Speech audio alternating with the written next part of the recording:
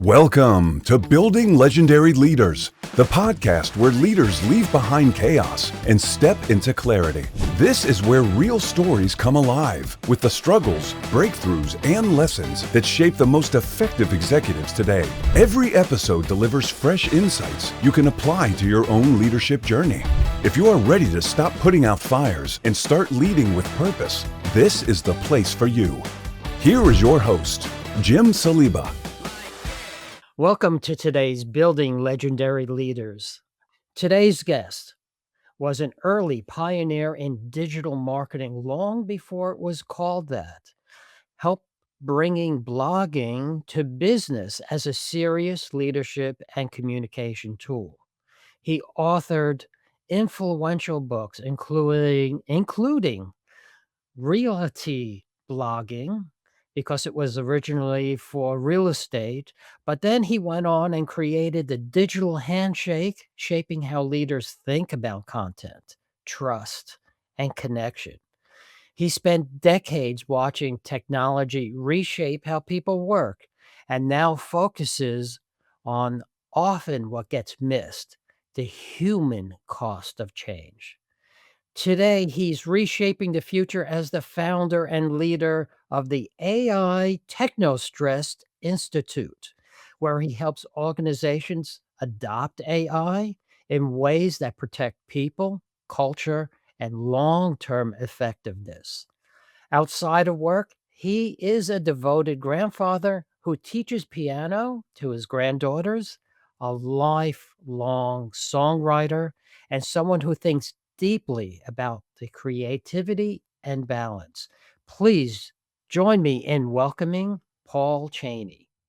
Thank you for the opportunity. I appreciate it very much. Paul, this is going to be a real interesting conversation around AI and techno stress. We're going to dive right in, navigating the whole AI revolution with a human first approach, the human side of AI and unmanaged change. Here's how we're going to break it down for the audience. What actually breaks when AI comes in moves faster than people are ready for. What techno stress looks like inside of teams, even when tech works. What leaders must do differently to create clarity, trust, and momentum during AI driven change. And for those who stay to the end, Paul is going to share his framework for leading AI adoption in a way that strengthens people instead of burning them out. We got a packed day today. I'm thrilled to be here, drinking coffee with you this morning and having this conversation. Sure.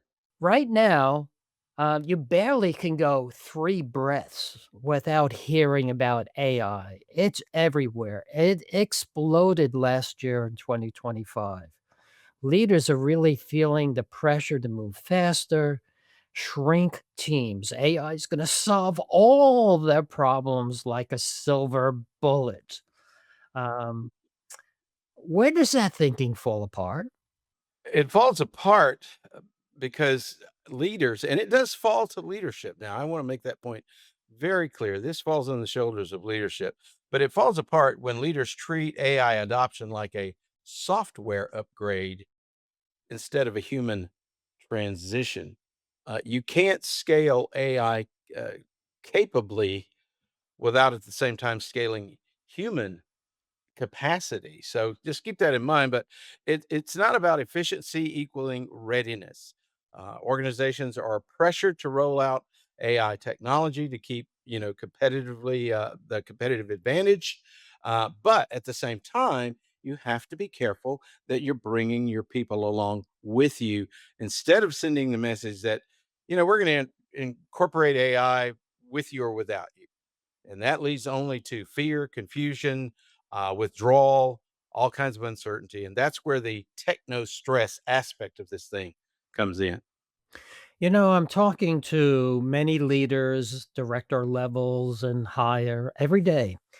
And I don't know, in the past past year, especially in the last quarter of 25, I hear a lot of leadership wants us to do AI. They think they want to shrink the teams. We're not going to need as many people, and we're going to move faster. But there is no real direction to it. It's like, oh, I heard about this great thing. Go out, figure it out, make it happen. You know, often, right? I like that you said this is about leaders. The leaders need to direct this. How does that happen, or what's your advice to leaders? Well, I think, and I could sum it up, I guess, really with kind of one statement. Um, Stop treating speed as the primary metric of success. Just because everybody else is doing it quickly, incorporating it quickly, doesn't mean you necessarily need to follow suit. It goes back to understanding that what I said earlier. AI offers a lot of positives. There's benefits to it, but if you leave your people in the dust in the process, you really haven't helped yourself, and that's the onus that I put on leadership is to avoid burnout, avoid disengagement, the quiet quitting that's already showing up in the data, by the way.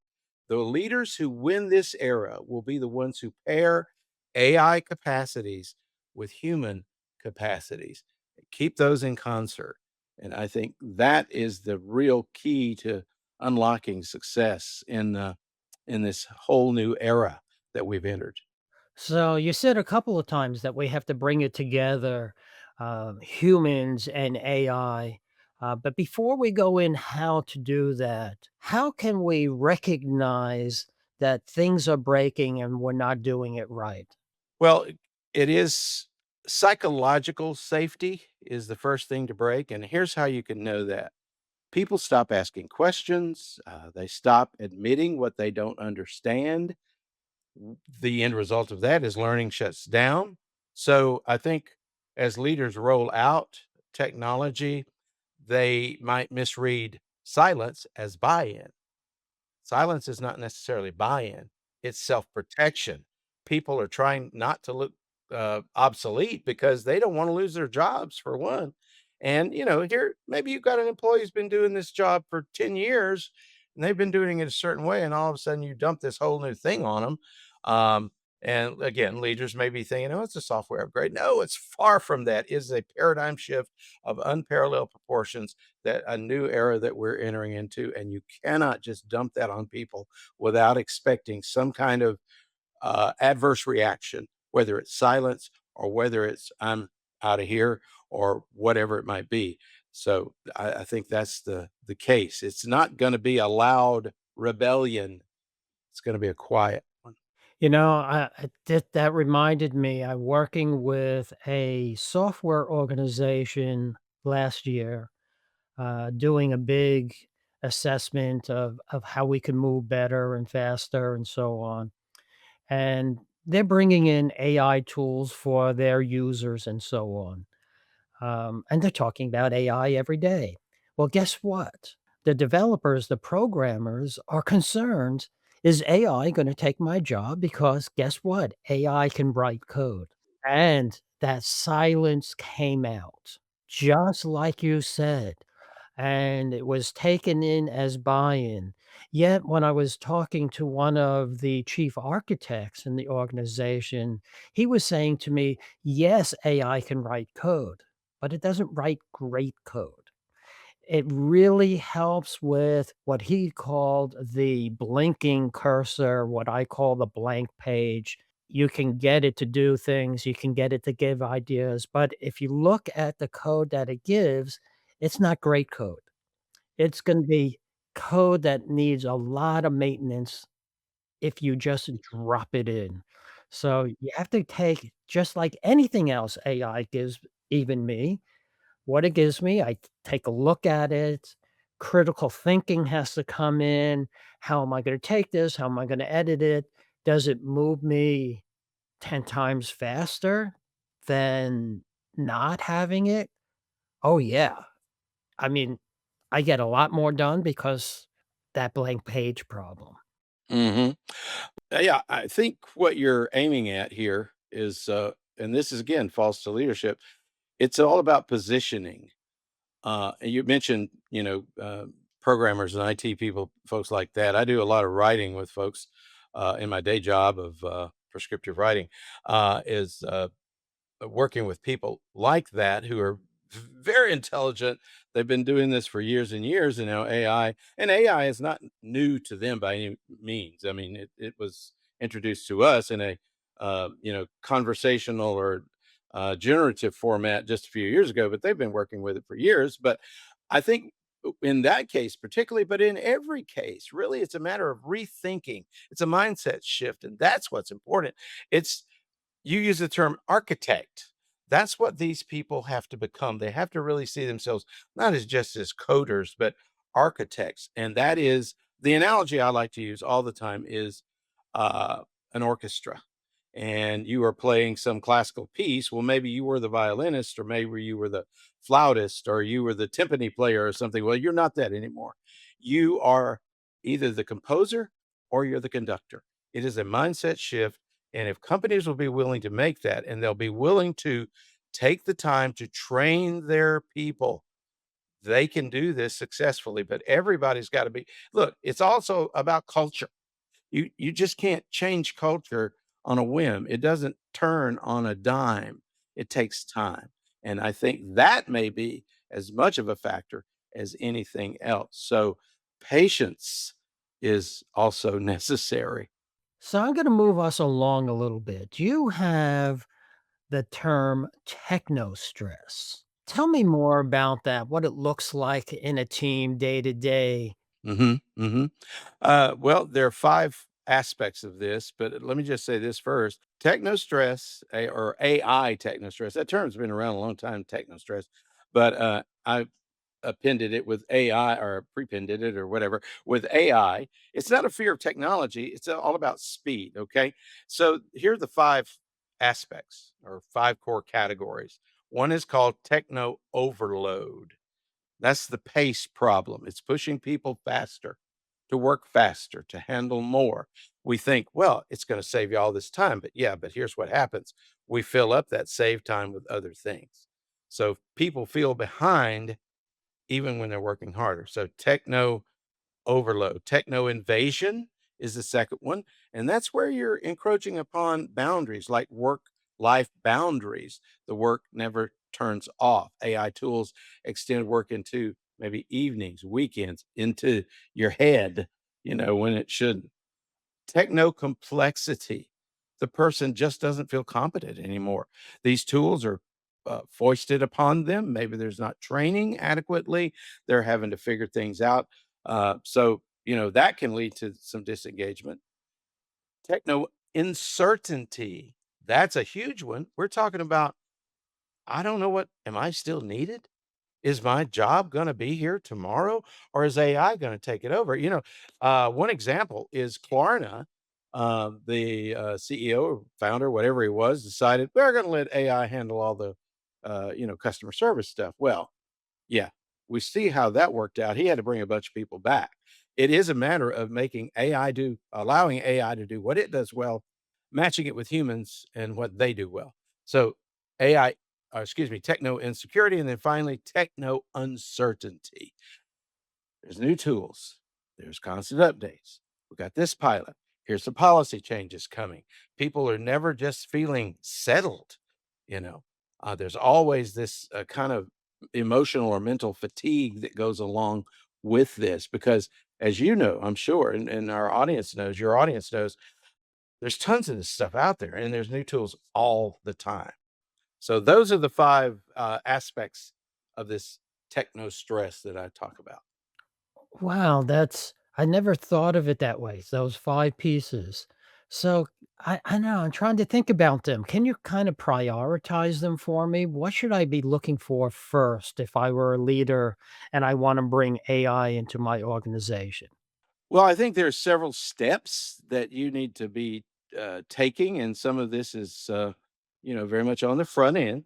I think, first of all, you have to disengage your mindset from, oh, this is just software. It's not just software. We're talking about impacting culture. we're talking about impacting people at the very core of their being. Now that sounds very dramatic, I realize, but with for some people, it's just this is a total turnoff. I work in the tech world all the time and marketing and all of that sort of thing. And so, I mean, I'm adopting it and so many of us are, but not everybody is. And so many people just automatically turn it off because there's a lot of negativity still associated with it. But I think you have to name, getting down to the answer, you have to name the human impact first. Okay. You've got to factor that in. You've got to create psychological safety. And I think the way to do that is you combat quiet with sound. And when I say that, I mean this: you acknowledge the problem. You say, look, I know for some of you, this is very exciting. You're ready to embrace it. But others of you, not so much. Well, here's what we're going to do, folks. We're going to take our time. We're going to work with you. We're going to make sure you're up to speed on all this. We're going to provide the necessary training that you need. HR is going to oversee, the wellness aspects of these things. And we're going to make sure that we don't just run ahead of you with the technology, and we're going to bring you along. And again, here's another thing too. I think you really, this is an audit piece. You have to determine what what do we need AI for? What do we need AI to do? We don't need it to replace everything, carte blanche. We need it maybe to replace certain things. There are certain things it has great, capability of doing and helping us. There are other ways maybe it doesn't. So let's make sure we're using the right kind of AI tools and platforms, not just throwing things at people, right? So we're trying to reduce the complexity before adding capability. And we have got to understand that we cannot invade boundaries with people. I say have safety zones or AI free zones, let's call it. And that's time, maybe Friday afternoons. There's no AI. No AI. Maybe there's spaces if you're going to an office, for example, where there's no computers even. There's no AI. It's anathema that you have that. So you've got to keep those boundaries in place. You have to make sure that people understand that. And I think this is the most important thing. You talked about priority. People have to know that AI is augmentation. It is not replacement.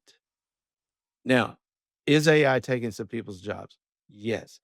Is it creating new jobs? It is.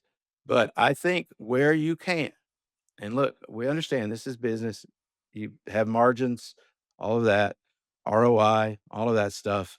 But where you can, reskill people. Maybe it's a change of job, or maybe it's just that repositioning that I talked about earlier, where people feel like, okay, I'm not just the cog in the wheel. I'm overseeing, this thing. I'm approaching it at a more strategic level, for example. But I think that psychological safety aspect really comes into play when you say, am I even going to be here tomorrow? So, what I'm hearing is that AI is just like any other technology we may want to bring in. We need to plan it. We need to understand what we really want out of it instead of just dumping it in and planning a whole transition of step one, to start talking about it through the end of, okay, now I have what I want in. Does it really accomplish what I wanted to accomplish, or do I need to do tweaking and changing along the way? And 1,001 steps in between there. We can't just dump it in. No, and I want to disagree on one point, unless I misunderstood what you said. You said it. If I understood you, you said it's just like other technology. It is unlike any other technology that we've done since the invention of the internet.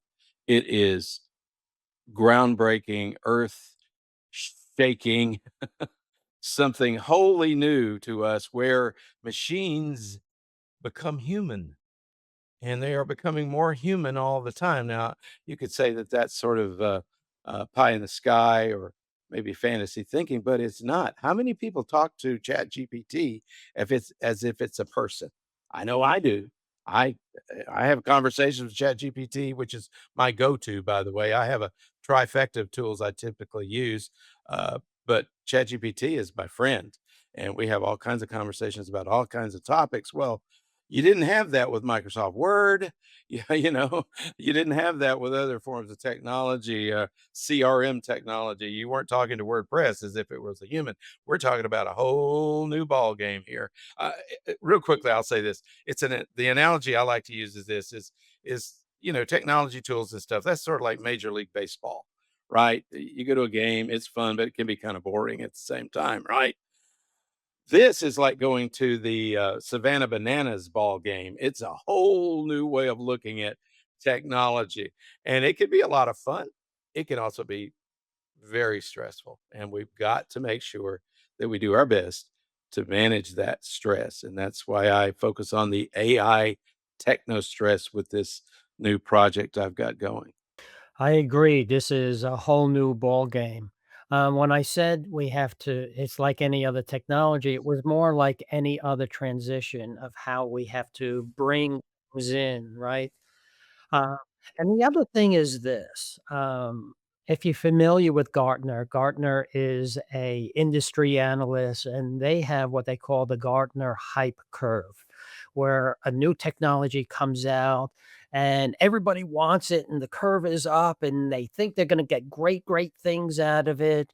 And then it peaks and it's not what it was cracked up to be. It's not taking over and doing everything I wanted it. So it goes down and you end up in what we call the trough of despair, and then it slowly goes up as the technology grows. To me, I think we're kind of at that first peak of the hype curve. Everybody thinks it's going to do so much. But when we really get into it, we're finding out things like you said. It's not really doing everything we thought it was going to do. It isn't that magical. It does a lot, Mhm. but now we have to rethink it, so I'm gonna draw back a little bit, and I don't know what that next piece is gonna look like. Well, there are a couple of things. First of all, a little maybe sort of homespun philosophy is the expectation of a thing is always greater than the realization of it.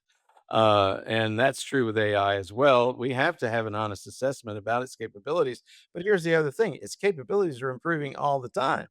And I mean, just look at ChatGPT with its latest iteration. 5.2 is so much better than even 5 in my estimation. Now, my world is writing and editing primarily. So I look at it from that vantage point. With others, it's different. But well, I mean, look at the video aspects. Look at the graphic capabilities. We look at what Gemini is able to do with its graphic capabilities, but I'm seeing phenomenal differences between when I started. I have a newsletter called AI Workplace Wellness, which I started under another banner 2.5 years ago. And I remember creating just telling ChatGPT, I want a graphic to go along with, the verbiage and the topic of the newsletter. It was kind of pitiful. Now it's amazing what it will do in just a short span, really. And if we keep rolling along with that, and I think people's expectations are, oh, it'll slow down and stuff. I don't know. I mean, I'm not a technologist in that respect, but all I know is what I've seen from when I jumped on board this in early 2023 till now is just amazing, really. That seems to be my favorite word, I think, but it really is. So, is that going to stop? I don't know that it is. I think there's you know, trillions of dollars being devoted to its development. So while right now we may have been, cresting that peak and about to go into the trough, or maybe we're already in the trough, I think we're coming into an honest assessment of here's what this can do, here's what humans can do. And let me just interject this. That's what I'm seeing. I'm seeing an assessment of it's not all that it is not the panacea that we maybe have hoped it would be, or at least some would. Uh, there is room for both technology and human. And will we one day reach the point where it's just intermingled?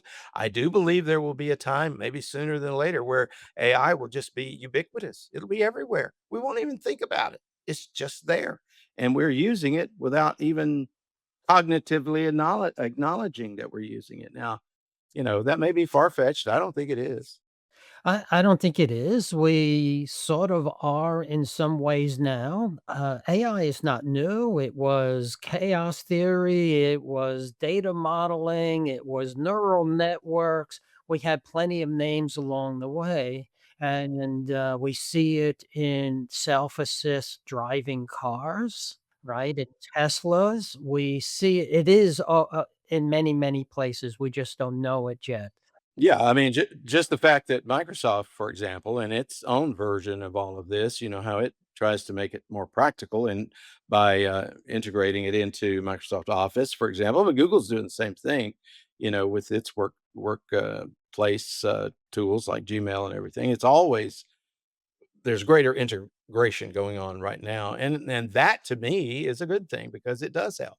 Now, is it always perfect? Well, I'll give you this example real quick. LinkedIn, I use LinkedIn all the time because my world is B2B, so LinkedIn is the social network that's the best fit for me. You know, AI wants to help you write maybe a post or something, and sometimes I'll just go, okay, let's see what it comes up with. Sometimes not thrilled with what it comes up with. Sometimes it's like, yeah, that's better uh, you know, but again, it's more about the augmentation, not about replacement. So go down that road. So I'm going to get back to the leadership, but something you just said is reminds me of something that I tell everybody when I talk about AI. AI is nothing more than a giant pattern matching system with human language.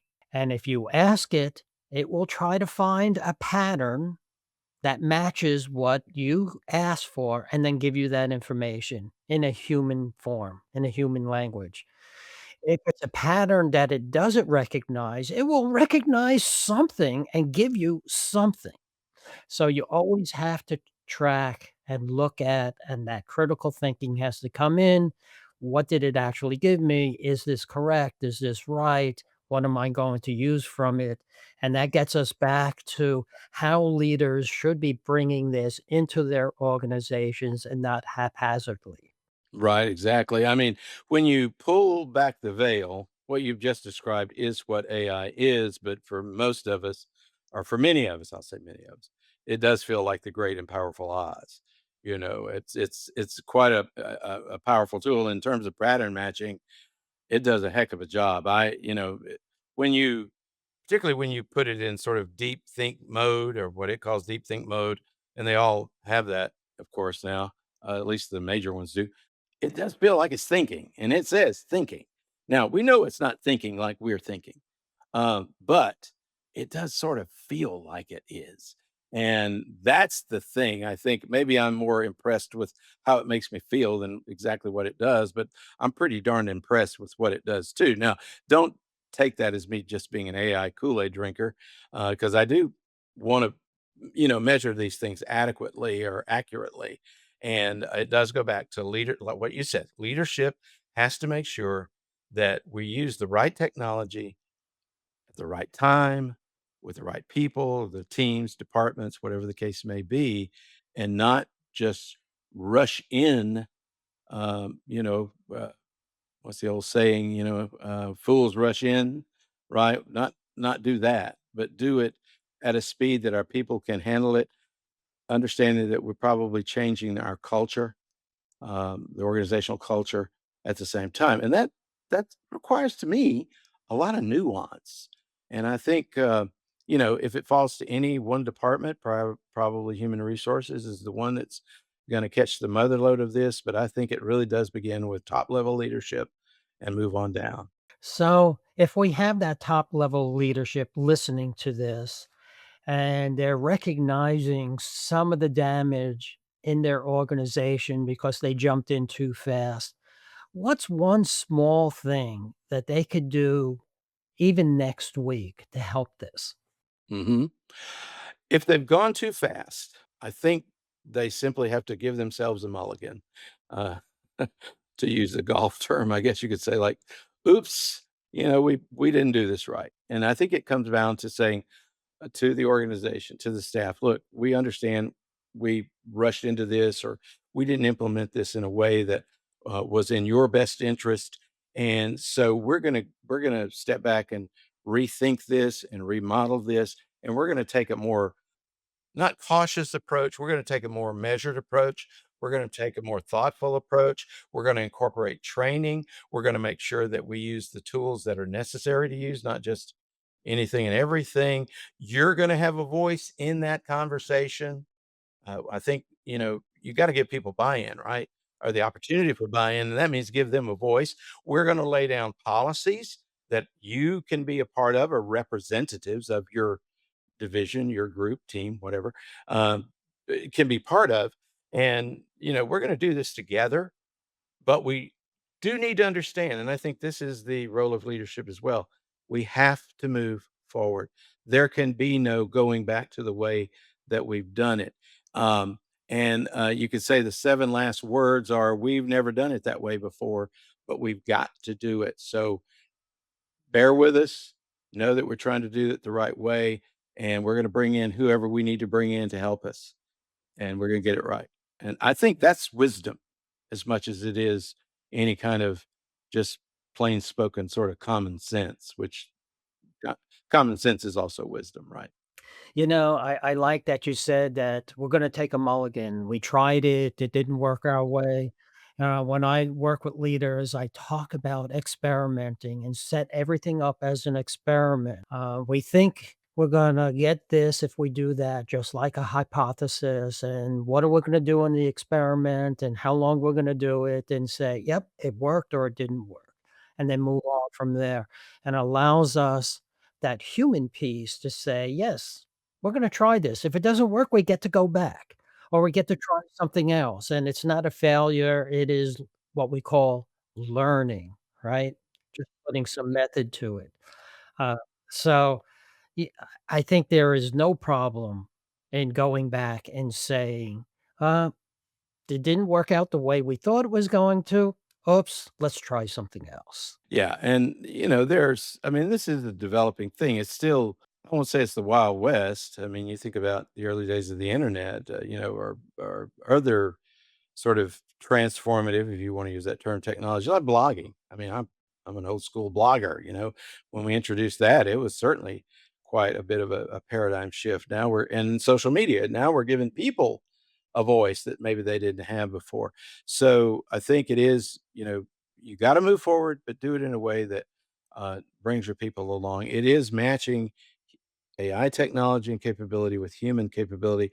Where's where's the difference? How does the scale tip on one side or the other? And and there's a number of people out there who are doing a great job with the training aspects of things.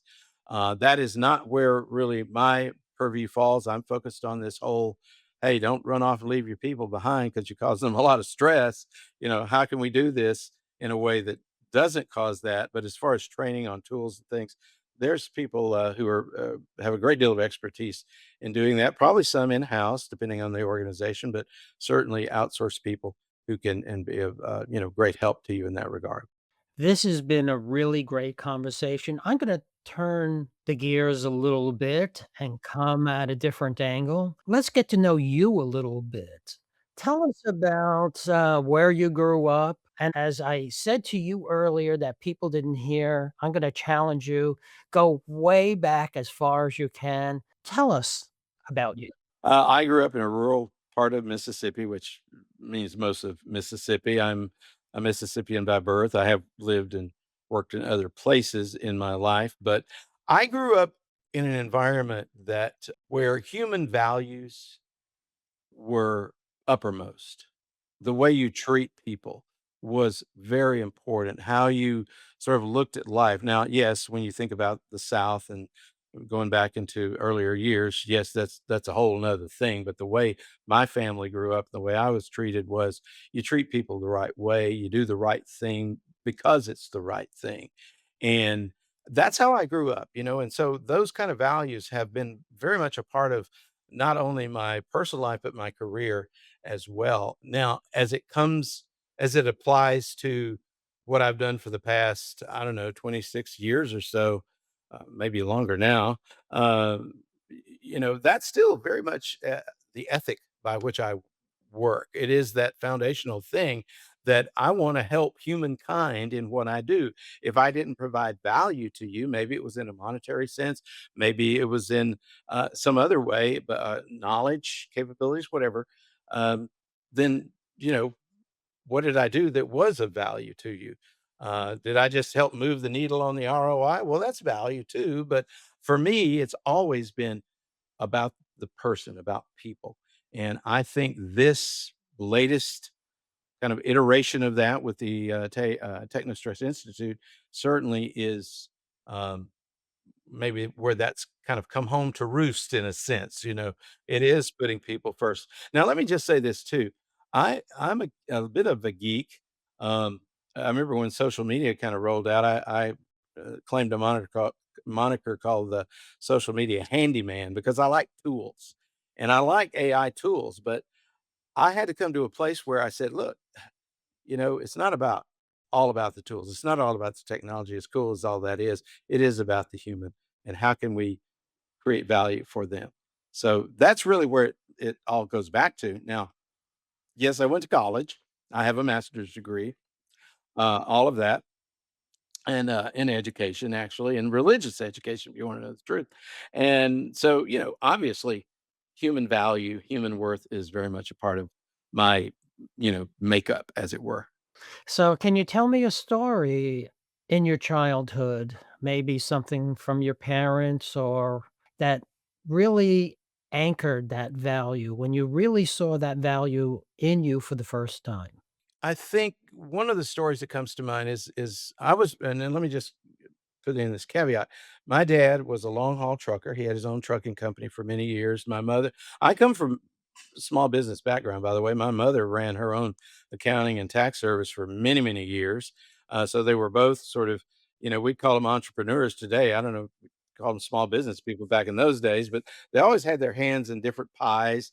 They had laundromats. They owned laundromats. They did antiquing and sold antiques. So they were always doing something like that. So that too is a part of my makeup. But what comes to mind is the fact that I was largely raised by my mother and a maternal aunt who was my mother's sister, of course.